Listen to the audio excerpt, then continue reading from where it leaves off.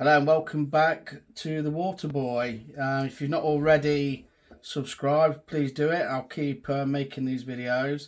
Today is about the Kinetico valve.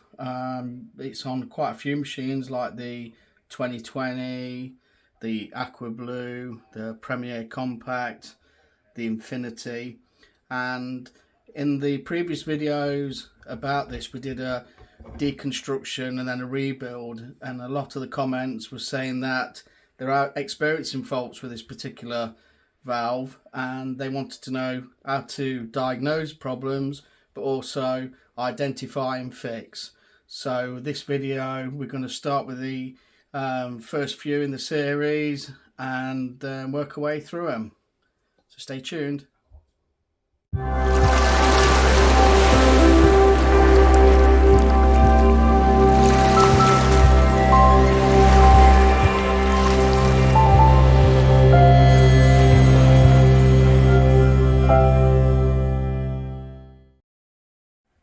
So the first problem that we experience with this is that you get no salt usage and it doesn't seem to go into regeneration.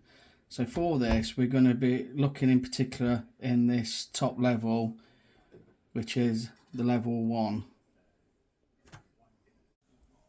So the main problem we're going to look at is a metering problem, and the metering problems can cause faults like not being able to use any salt. The salt doesn't go down, and what will happen then, you'll get a salt creep forming up in the wells of the water softener. But this is all the same really for all the models which use this valve, and that, like I said, will be the AquaBlu, the Premier Compact, the Infinity, and the 2020C. So we'll just go through what this does and how we can diagnose the problems. So the level 1, this controls a few things, and if we look at it, there should be a little nozzle in there like so. When water's being used, it fires through and it turns these cogs, and this side controls the regeneration. And we can look at the top of this level and there's a little disc with a number on, and that tells you how much water you can produce before it needs to go into a regeneration. So on one side of this disc we'll have one vessel, and on the other side will be the other vessel. So we're just zooming in on these two bits here, and what happens as the disc rotates, let's see if we can get these up, you might be able to see these moving.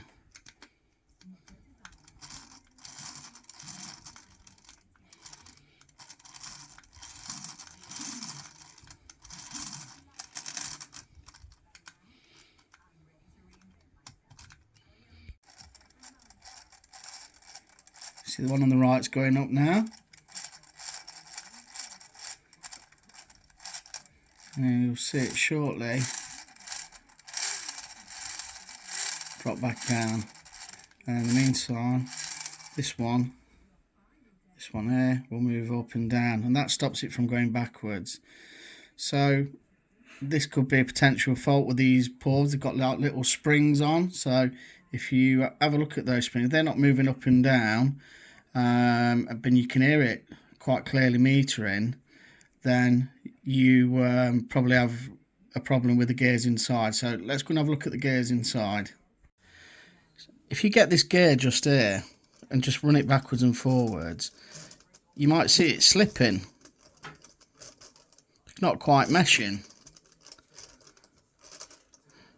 So if we pull this cradle off like so, we take off this impeller. Some might call it a turbine, but it's you know, just different horses for courses, different words. Take that one off. And let's check out this first gear. Okay, so looking at this gear, on one side you've got the gear with all the teeth in it. We're having a look round, they look quite intact, although this actual gear looks a bit discoloured. And then you've got the pinion side, and if you look at it, if you look down the bottom where it meshes with the other gears, I'll show you if I put something in there like that, it's not meshing in, it's actually wore out there. Can you see that just there? So that pinion is the problem.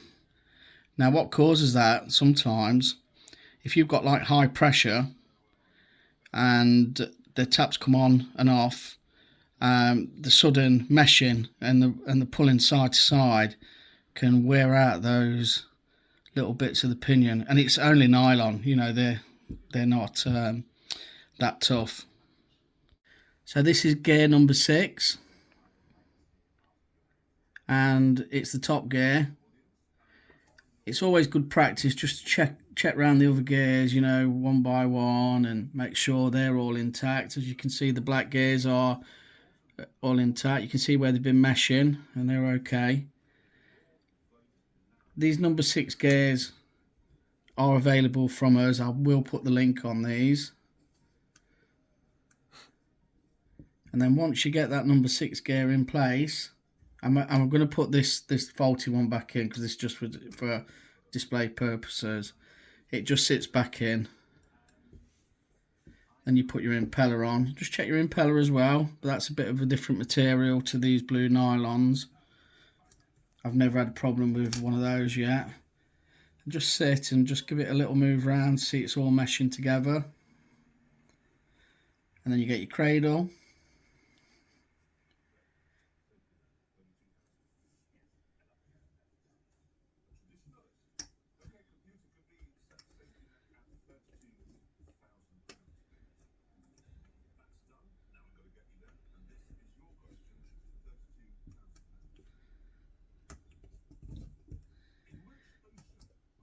And that clips into position.